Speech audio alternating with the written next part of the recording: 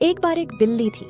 वो बहुत ही चालाक और चौकस थी और उसकी इसी चालाकी और चौकसी को देखकर चूहे भी सावधान हो गए थे और अब चूहे बिल्ली के हाथ नहीं आ रहे थे। एक समय ऐसा आया कि बिल्ली भूख के मारे तड़पने लगी। एक भी चूहा उसके हाथ नहीं आता था क्योंकि वो उसकी आहट सुनते ही तेजी से अपने बिल में छुप जाते थे। लेकिन बिल्ली भी हार मानने वालों में से नहीं थी। वो बहुत देर तक उसी टेबल पर उल्टी लेटी रही।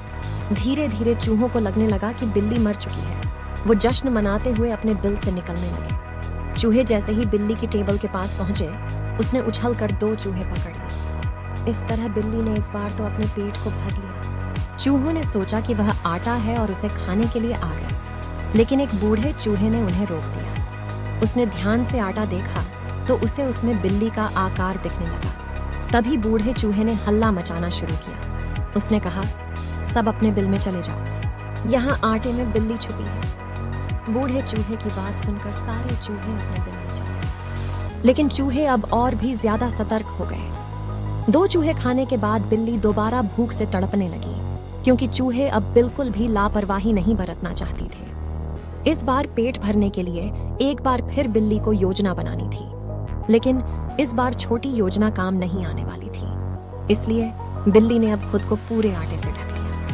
भूख से बचने के लिए बिल्ली योजना बनाने लगी। तभी उसके दिमाग में कुछ आया और वो एक टेबल पर उल्टी लेट गई। उसने सभी चूहों को यह सोचने पर मजबूर कर दिया कि वो मर चुकी है। सारे चूहे बिल्ली को ऐसे लेटा हुआ अपने बिल से ही देख रहे थे। उन्हें पता था कि बिल्ली बहुत चालाक है, इसलिए उनमें से कोई भी चूहा अपने बिल से बाहर नहीं आया। जब बहुत देर तक एक भी चूहा बिल्ली के पास नहीं पहुंचा, तब बिल्ली थकने की वजह से उठ गई।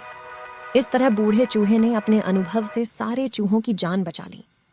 बिल्ली और चूहे की कहानी से यह सीख मिलती है कि बुद्धि का इस्तेमाल करके धोखे से बचा जा सकता है।